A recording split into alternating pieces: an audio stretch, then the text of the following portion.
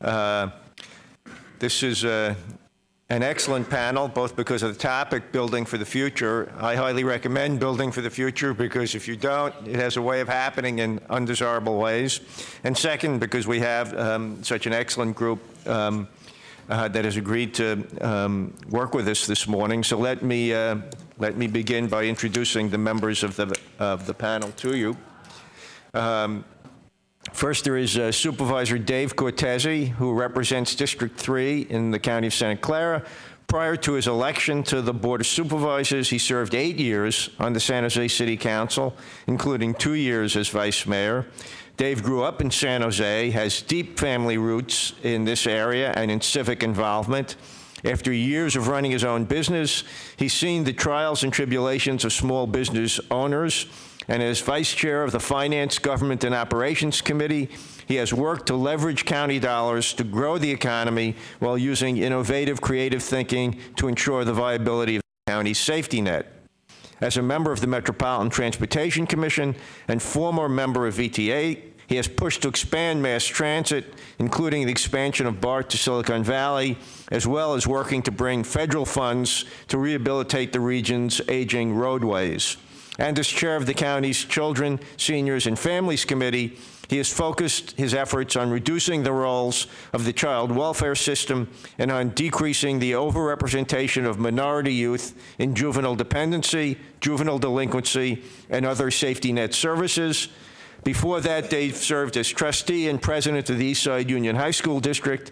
He jump-started dormant plans to build a new high school in Evergreen and co-chaired the $80 million bond campaign that led to Silicon Valley's first new high school in 25 years. His public career has been a model for his insight, skill, and his commitment to the community. Let's welcome Dave Cortese. Shiloh Ballard is the Vice President of Housing and Community Development for the Silicon Valley Leadership Group, where she helps direct the activities of the Leadership Group's Land Use and Housing Committee and works with industry, civic, and community leaders to develop innovative solutions to the region's housing and land use challenges. Shiloh also staffs the Housing Action Coalition, a unique coalition of environmentalists, business, labor, transit, and housing advocates founded by the Leadership Group. As staff to this coalition, Shiloh works at the grassroots level to organize community support for smart growth home development proposals. She served on the fundraising committee to pass the last affordable housing bond, Proposition 1C, and is a member of the California Housing Consortium Board of Directors. She is a feisty and articulate advocate for affordable housing. Welcome, Shiloh.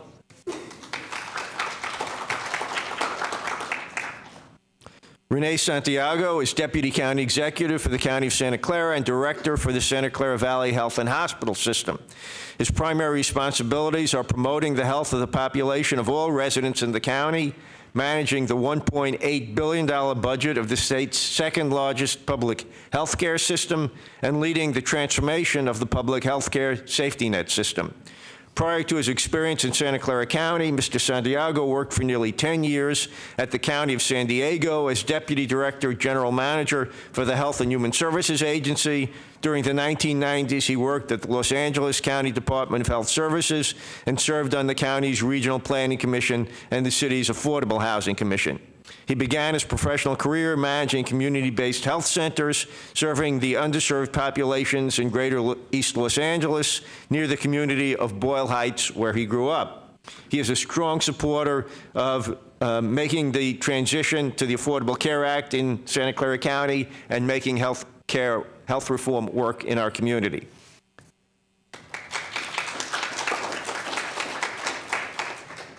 Chris Stadelman has been a leader in workforce development for 3 decades in 4 states. She is currently the Executive Director of the Nova Workforce Investment Board in Silicon Valley, previous CEO of the Workforce Development Council of Seattle, King County, has held leadership positions in Colorado for the governor's office as well as the state AFL-CIO, and directed employment and training programs for community action in Appalachian, Ohio. Chris is the immediate past chair for the California Workforce Association, former chair for the Workforce Development Council of the U.S. Conference of Mayors, and was voted Executive Director of the Year by the National Workforce Association in 2007. She is an innovative and creative leader in her field. Welcome. So let's start with opening presentations by the panelists. No longer than 5 minutes, please, and we'll begin with Supervisor Dave Cortese. Okay, thank you, Bob, and again, thank you for the wonderful introduction. I'm going to speak maybe in a little more general terms, I'm guessing, than some of the panelists in my opening comments, because as an elected official, I'm in this position, I think, to see multiple sectors and kind of the big picture, because that's what we do, policy work at that level. But then again, I'm seeing specific trends in specific areas. Recently, very recently, we held a series of what we called economic summits, 2-hour sessions here in this chambers, 3 sessions.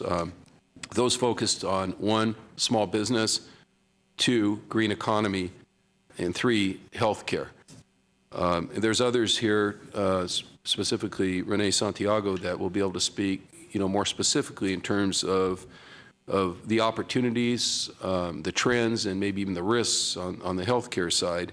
And I'm going to leave most of that to him, other than to say one thing that we're very, very clear about is that we're actually facing a shortage of personnel in various areas in that industry or those industries going forward.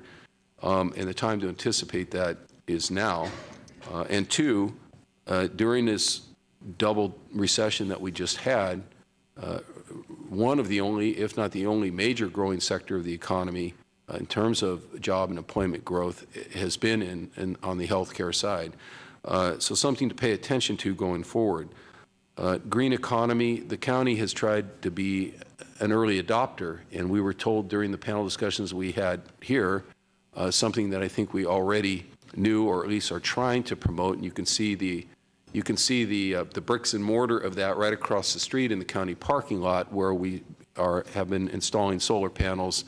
There is a policy adopted unanimously by the Board of Supervisors, spearheaded initially by my colleague Ken Yeager, to make this county plaza, including the building we're sitting in, to put it 100% on renewable energy in the shortest time frame possible. So the county itself is moving into that area, but the thing that was very evident to us as we started doing that kind of work here with taxpayer money to try to save taxpayers' operating costs going forward, which is generally the reason for doing that, is not only does it do that, but it creates jobs right now, and it creates jobs in the long term. And a call that I was on with the White House several months ago, there was an ask, and the ask was to county governments, not city governments, not state governments, but to county governments all over the country or their equivalents, that we would come into our jurisdictions and ask every permitting agency, in our case that would be primarily the 15 cities, to adopt uniform standards for permitting solar, just that one piece of the green economy. We were told that on that call that alone would bust open a pent-up demand for solar and thereby create in itself a major spike in employment and manufacturing almost immediately. And of course, small business, I will just say, based on all the numbers I've seen, the one major thing that hasn't changed in the innovation economy, with all the changes in the economy, even going back to the days of agriculture, to military industrial, to what we now call Silicon Valley, is 60% of the jobs created in this county are what we call small business jobs. So it's an area that we need to pay attention to. I want to close, I hopefully have about 30 seconds, by saying on a recent trip to Taiwan that I went on at my expense, but with the county commission, a group of county commissioners here, I experienced a real eye-opener in what I felt like is the frog that gets boiled slowly. That had somebody just overnight taken away all the manufacturing jobs in this county, had somebody overnight, taken what we were known for in terms of Silicon Valley Center of Innovation and just immediately transplanted that somewhere else, I think I would have noticed and I would have been shocked immediately. I think what happened is that has happened in places like Asia, particularly in places like Taiwan, over a period of time. Little by little by little, they have established 87.5% home ownership. Sound familiar? Something that we were having before the foreclosure crisis here.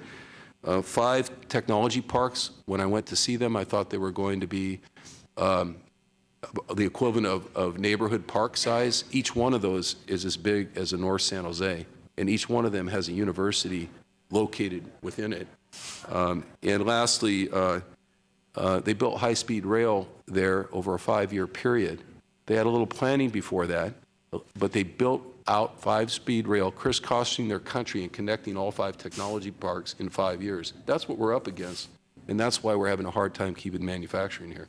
Thank you. Thank you, Dave. And if you have questions for Dave or any of the other panelists, please fill out the cards, and we'll try and get as many questions answered as possible. Our next speaker will be Shiloh Ballard. Thank you, Bob, and I'm going to try to live up to Bob's adjective of me as feisty. Again, my name is Shiloh Ballard. I work for the Silicon Valley Leadership Group. I've worked there staffing the organization on housing and land use issues for the past 12, going on 13 years. And I was asked to talk about housing and affordable housing, and to start by talking about why it's important to the economy. And for me, when I see that question, I kind of go, well, duh, isn't it obvious?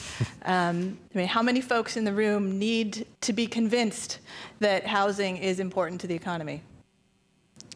All right, so in the event that you do need to be convinced, let me tell you that on an annual basis, the leadership group surveys all of its members at the CEO level, and we ask them, what is the top impediment to doing business in Silicon Valley? What do you think they say? Housing. So there you go. Housing is critical to the economy. Let's see.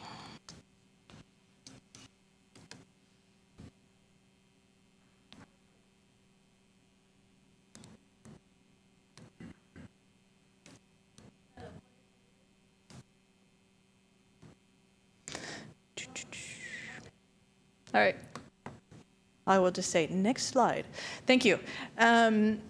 So I'm going to talk about what the problem is, why it's gotten worse, and then what we can do to dig ourselves out of this hole, potentially.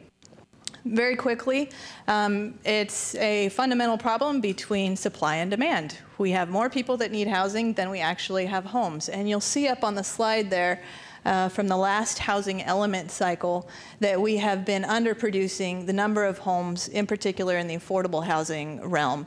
You can see that we do very, very well when it comes to above moderate income housing for families and individuals making a lot of money. Next slide. All right, so the slide that I just showed you was how things were in the last housing element cycle when the economy was doing well. And then things got worse. So it was bad then. We weren't meeting the need for the homes that we needed to be building. And then it got worse. And so there's some bullets up on the slide that talk about why it got worse. And I'm going to focus on the second two. And that is that last year, the year before, there were 2 court cases that came out and essentially made it very difficult for local governments to continue to adopt or implement what are called inclusionary zoning ordinances. And actually, I want to acknowledge Supervisor Cortese here, because a few years ago, we worked with the city of San Jose to get San Jose to adopt inclusionary zoning. Bob was one of the leading forces behind that as well. And Dave helped in the home stretch and get that over the finish line. But then subsequently, 2 court cases came out and essentially made it very difficult to implement these ordinances. And for those of you who don't know, very quickly, inclusionary zoning means that if you are a developer and you come forward with a project for, say, 100 homes, a certain percentage of those homes has to be set aside at below market rate. So it's a way of building affordable homes in tandem with market rate homes. But essentially, 2 court cases came out and made it very difficult for us to continue to adopt and implement inclusionary zoning. So that was one strike against affordable housing after the economy crashed.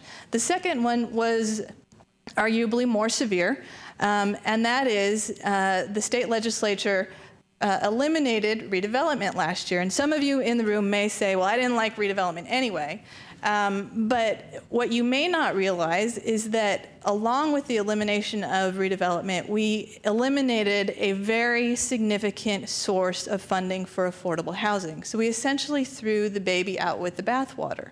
And very quickly, when the state gave local governments the tools for redevelopment, they said, hey, look, we are going to allow you to capture some of the increase in property taxes, but in exchange, you have to do a few things. One of them is 20% of the revenues you get from redevelopment, you have to set aside and spend on affordable housing programs.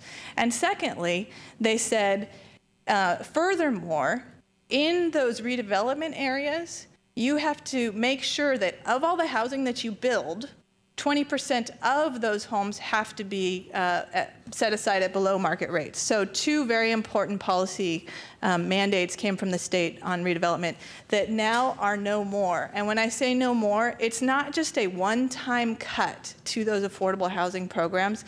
It's gone. Redevelopment is gone. We've lost that source of funding and that policy mandate. What can we do? Next slide. A couple things. One, and this is a low-cost, no-cost solution, and that is to make the entitlement process, the actual permitting process for building more homes, simpler, faster, more cost-effective. There are very well-intentioned laws out there, like the California Environmental Quality Act, which are intended to improve and protect the environment, but sometimes can be used to delay and add cost on housing proposals that go through the process. So there are ways of making our regulatory and policy environment more efficient, more predictable, so that these projects can go through the process with less money and less time. The second would be to, as I mentioned with inclusionary zoning, just clarify, have the state legislature come out, pass a law, and clarify that inclusionary zoning ordinances are not illegal and do not conflict with state law. And then the third thing that I would suggest is San Francisco right now has a measure on the ballot called Measure C. I'm being told to stop. But essentially, very quickly, they are taking the money that they were spending from redevelopment, the 20% that I mentioned, and they're saying, you know what? I don't care that the state said no more redevelopment. We are still going to take what we used to set aside, and we're going to continue to pump it into affordable housing.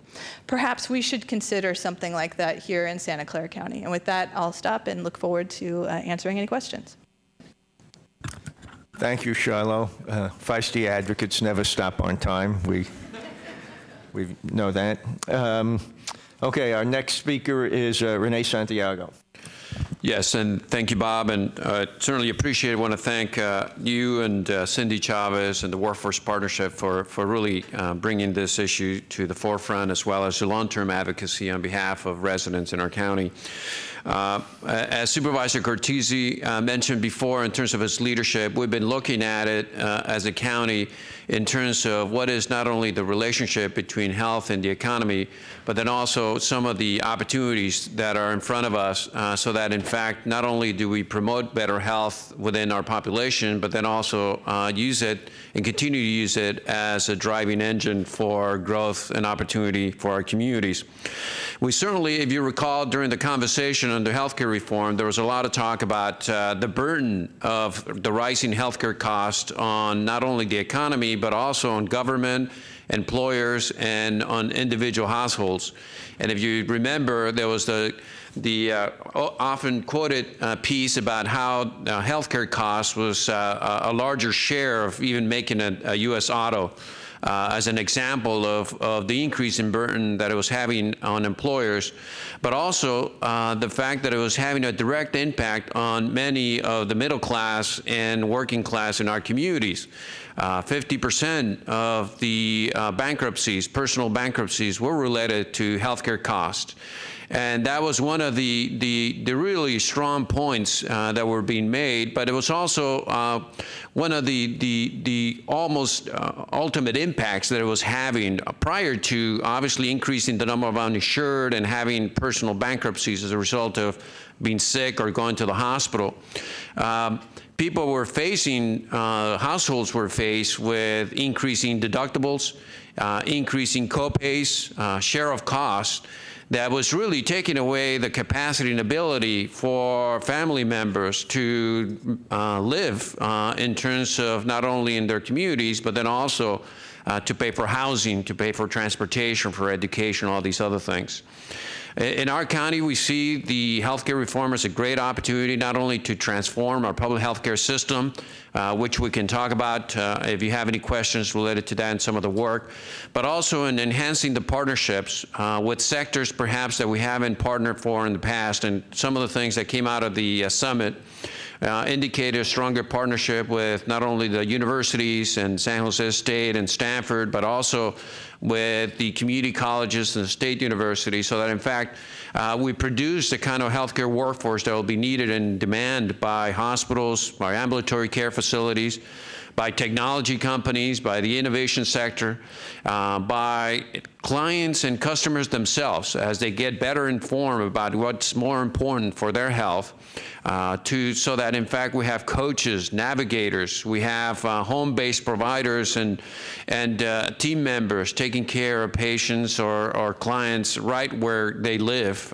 improve their neighborhoods, improve their supports, so that in fact not only they avoid an unnecessary hospitalization, but more importantly they stay healthy. We also talked about the opportunities coming up in the benefit exchange. Certainly, it's going to be a lot of subsidies available to individuals as well as small employers. We want to make sure that our communities are very well informed about what those options are.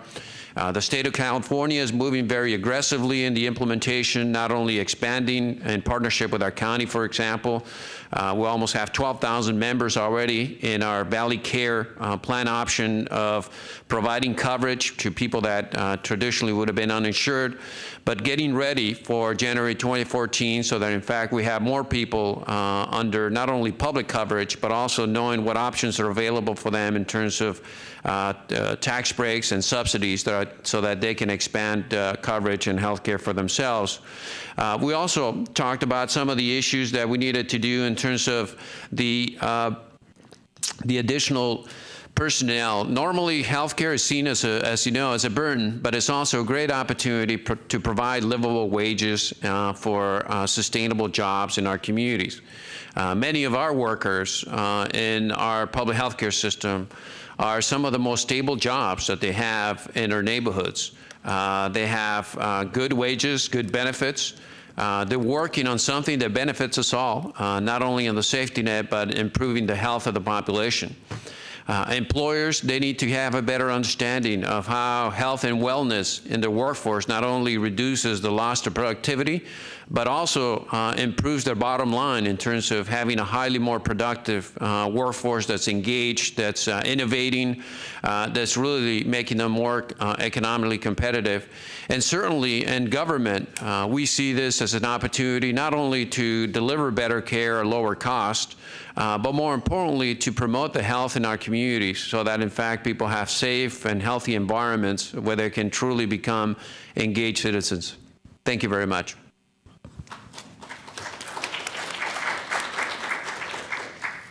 Thank you, Renee. Chris, last but not least. Thanks, Bob. And I realized a little bit earlier that I neglected to put on my bio that I'm also a proud graduate of Working Partnerships Leadership Academy. Just a word about workforce boards for those of you that don't know who or what we are. We're the publicly funded workforce system. That's the federal investment. We serve through the Bay Area, but in fact, we're located in northern Santa Clara County. There are 49 in the state of California, over 500 across the country. In the Bay Area's 10-county region, there are about a dozen workforce boards. We focus on our local demographics and the needs of our local employers, and we're trying to prepare workers and individuals who have lost jobs or new entrants into the labor market for the jobs, for the demand that employers have. Obviously, we've seen massive changes in the way that the labor market works. And I'm just going to summarize those with a couple of recommendations since we're going to talk about building the future. Then for a second, I'm going to talk about the past, the recent past. For today and the future, education is no longer enough. It's about skills and building new skills, constantly meeting the new and evolving skills demands of employers that are changing at light speed faster than ever before. This is no time to reduce our investments in education. That's merely the foundation. And now we need to pay attention to how are we offering access points to new skills? How are we identifying those skills? How are we providing opportunities to the people who need access for the first time to the labor market or to return because the skills that they have right now are now obsolete? Lifelong learning is mandatory. A few years back, they were telling college students you were going to have 5, maybe 6 jobs by the time you were 30, and some of us thought that was crazy. Now they're telling them you're going to have 5 whole new careers in your lifetime. So don't sweat your major because you're going to be back here a number of times. That's how fast it's changing. And most important of all, we need to talk about where do people get skills and how do we provide more access points that are more affordable to people at the bottom rung. One of the reasons that our middle class is shrinking, and that's especially true for the customers at Nova, is because workers were shed in the recession in huge numbers, and they're not being called back in huge numbers, and there's a lot of reasons for that. Not the least of which is that employers have figured out how to do more with fewer employees. That's because American workers are so hardworking and they're so productive, and technology now gives employers 24/7 access to those employees, and that is part of the reason. But another part of the reason they're not going back is their skills are stale already. Our customer at Nova, we're small, but we enrolled over 8,000 people last year, and 60% of those had a college degree or better. The median age was 52. Now, the median in the American worker is 42. 10 years when you're talking median is huge. We recently did a study of the tech economy, and we heard from employers that if you were out of work for 6 months or more, you are no longer desirable, find some other industry. We were told that many in the workforce today have stale degrees. We thought that, might be a veiled euphemism for age. Stale degrees. But often we were told they need to be flexible, they need to be creative, they need to be able to tell us what their value is to the employer every single day of the week. It's not just enough to come to work and do what you did yesterday. You have to do it better. You have to be thinking about how to make bigger profits. That's today's global marketplace. It used to be that labor was a global commodity and talent was a scarce resource. Thanks to the internet and certain visa programs, talent can also be a global commodity. Talent alone is no longer a guarantee of economic success for any more than the next 6 months to 2 years. So how do we impact that? What do we do differently? We have to open up the doors to better training options. We have to understand that the classroom can't be the only place we build skills. It has to be the workplace, the internet, our churches, our community schools, our adult education. And we have to first off focus on what are the basics. We have a new literacy element called digital literacy, and the Nova Workforce Board last week passed a resolution that said digital literacy is as important in our economy and our workforce as reading, writing, and math. So every single training or workforce preparation program needs to make sure that everybody has basic digital literacy in addition to those other skills, or they're going to keep returning to our programs to help people reconnect in the labor force. Out of time.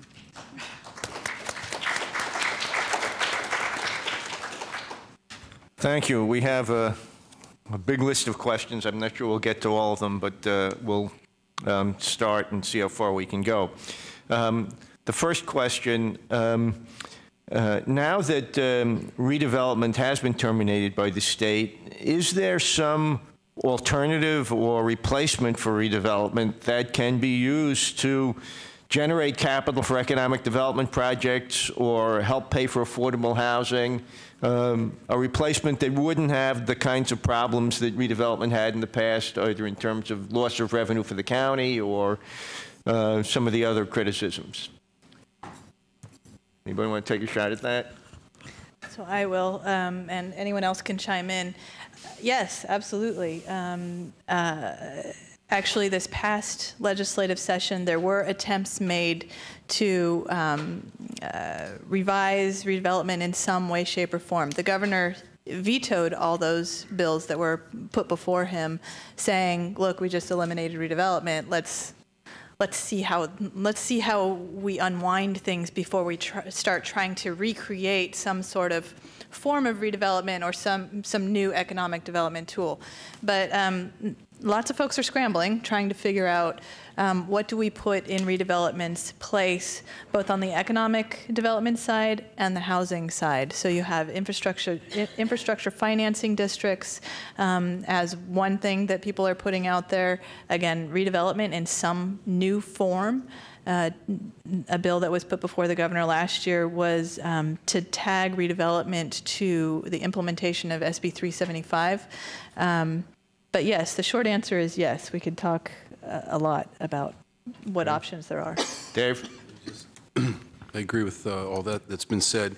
One thing that's interesting politically to note is at least in this region, which is 101 cities and 9 counties, where I serve in a lot of regional government capacities, the counties are not opposing legislation that would create housing funding again in the name of redevelopment.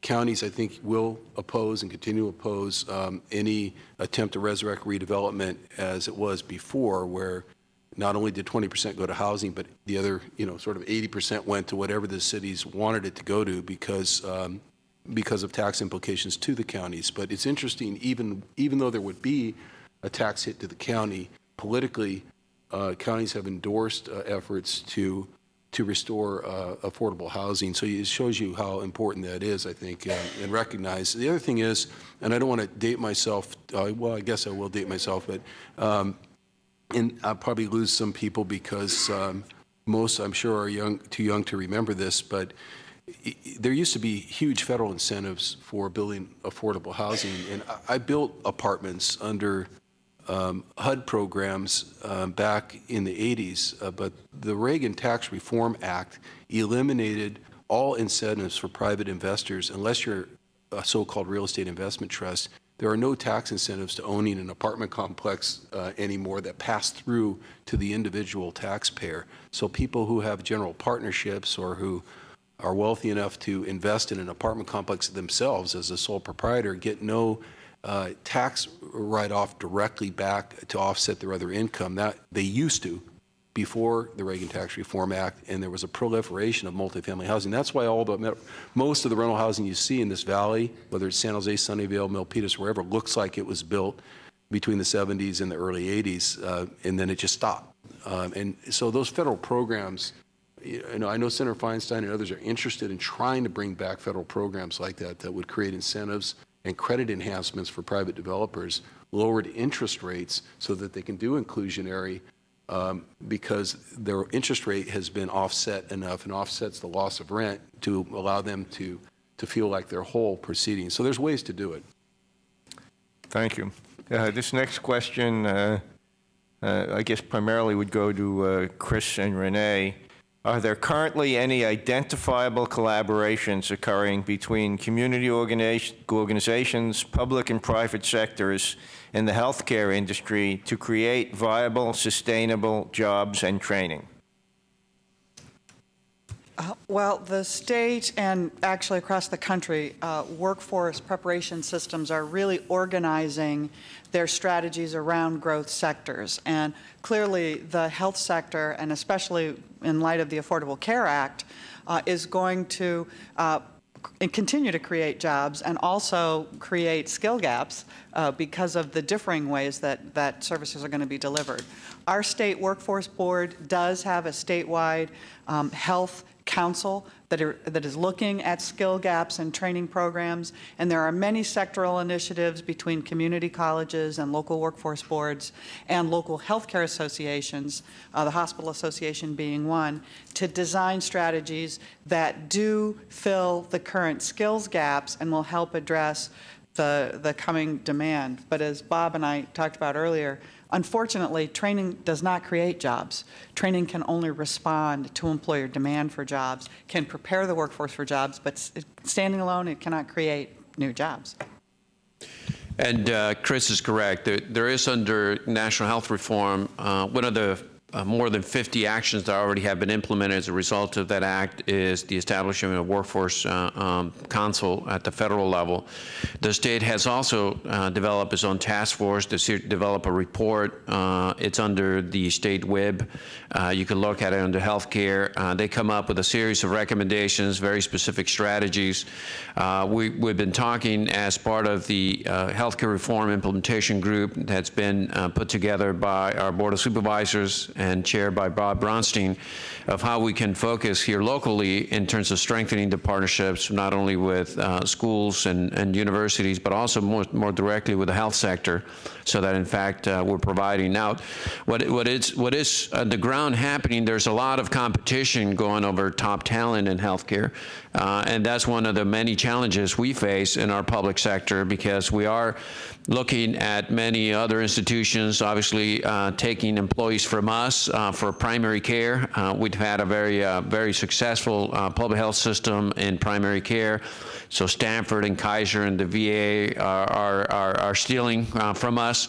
We're going to see that happen, and therefore this is an opportunity for us to not only enhance the skills of our own current workforce as we roll out new IT technologies and all these other things, but then also partnering with others, so that as opposed to stealing from each other, we actually enhance the pool that's available and the talent pool that's here in Silicon Valley. Thank you. This next question, anyone who wants to can take a shot at it. What innovative solutions can we develop to engage the private sector, such as social impact bonds? Social impact bonds are ways to get private investment in new creative ideas to solve public policy issues and save money at the same time. Anybody want to take a shot at that? Dave?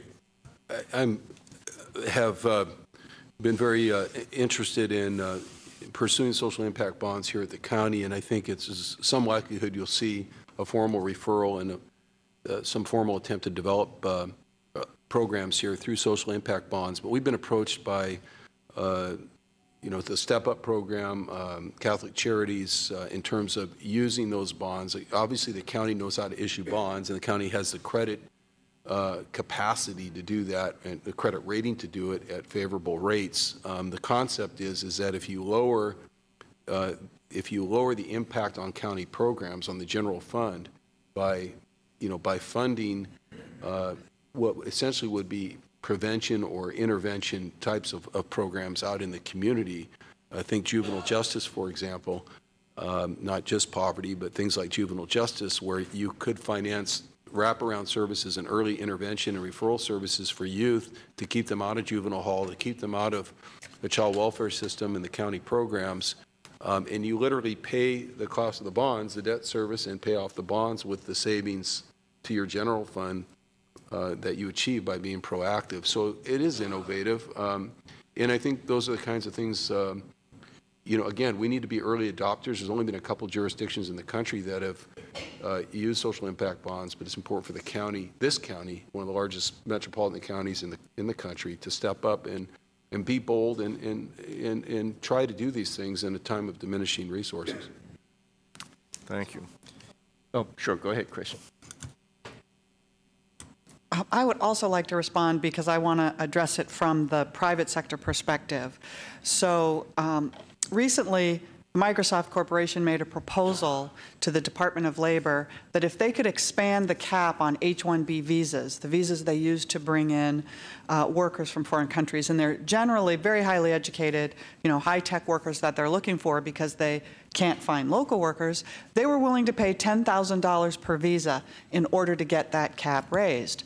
Now, that same kind of return on investment, with $10,000, we can do some pretty high-quality training and education for our local workers, and that we should be taking that money. Thank you, Microsoft, and let's prepare our workers here so that we don't have this need to find those workers overseas. Shiloh? Piggybacking on something that Supervisor Cortese mentioned, and that has to do with aligning our tax policy or creating a tax policy in a way that is aligned with our values as a society. There is one program in particular I wanted to highlight, and that's the Low-Income Housing Tax Credit Program. So if you are a Google, for example, and Google actually recently did this, you can invest in these tax credits, which then give you a tax benefit, and that money goes to fund affordable housing. Essentially, an affordable housing developer gets these tax credits, they turn around and sell them to some private entity, and you have a win-win. So having those kinds of programs can really help create that partnership that I think the question was directed to. Okay, this next, I'm going to combine several questions together. They're all in the area of housing. So we'll start with Shiloh and then whoever else wants to comment. But questioners want to know, how can we respond to the shortage of housing, but also deal with questionable and illegal foreclosures? And how can we increase the supply of affordable housing in a way that gets every city to do its share? And how can we do a Measure C here in Santa Clara County? Okay, that's a lot of questions. I am not a foreclosure expert, so I'll leave that one to somebody else. I'll start with the last one because that's the one that I'm particularly excited about. As I noted, San Francisco has this Measure C, and they are basically going to the voters and saying, hey, what do you think about just voluntarily setting aside the money that we used to set aside for affordable housing and to continue to do that? Can we do that here? I think it's an uphill battle. It's a conversation that we need to have with folks up here next to me. But absolutely, I think it's something that we should definitely take a swing at and see if we can accomplish something like that. The second question was? How can we get every city to do its share? Ah, that's a good one too. Who asked that one? Do we have San Jose in the room? So San Jose feels like it's the bedroom community to all the rest of the cities, and absolutely, San Jose is a leader in housing production. But then you have all the other communities that say, oh, gee, we already build too much housing, and we're built out. There's no space in our community. We can't build any more housing. So how do we get all the communities to do their fair share? It comes back to, there's a bunch of answers to that question. One of them has to do with how local governments are financed. And as long as we are making it, through our tax policy, again, unattractive to build housing and to, as a city, serve that housing through police and fire and parks, then cities will not want to be building homes. So that's the pie in the sky. Let's just change our tax policy so that we solve all the world's problems. If we can't get that, and I suspect that we can't, that it's a tough one, we should be creating one thing we can do is to create new pots of money where we can reward jurisdictions that do build homes. And through the implementation of SB 375, and actually we're going to an ABAG regional planning committee after this, where we're talking about how do you create a pot of money that you then dole out to cities that are planning and building housing in the ways that we know benefit the region as a whole? So those are a few ways. Dave? Yes, so covered a lot of the ground, especially on the regional level. There's a number of ways that the region is working now on incenting the construction of affordable housing and a share of housing in all of the 101 cities, and that's most likely going to be done with transportation dollar incentives. In other words, he or she, depending on the gender of your city, who builds the housing, gets the transportation dollars from the regional entity. So those collaborations are now happening. On the foreclosures and basically just all the banking shenanigans, let me just say this: governments need to stop investing in banks that are not engaging in ethical practices. We're working on that here, but we need to join in with San Francisco and perhaps Oakland, three major government institutions that together have billions of dollars invested in banks, and start picking and choosing those banks together to apply leverage who are engaging in fair practices and deny the profits that aren't. In the middle of this foreclosure crisis, we were faced with making a decision here at the county as to who to give all the credit card business to. One bank, based on an RFP. We did not have a policy in place that would have allowed us to deny the best bid based on ethical practices, but that's the kind of thing that we need. And unfortunately, I think that the bank that got that business is one that's been on the firing line for doing a lot of things that people are upset about. So I acknowledge that, but we acknowledge it knowing that we're going to fix that, going forward. And that's the kind of political will that needs to happen to change some of these practices. Thank you.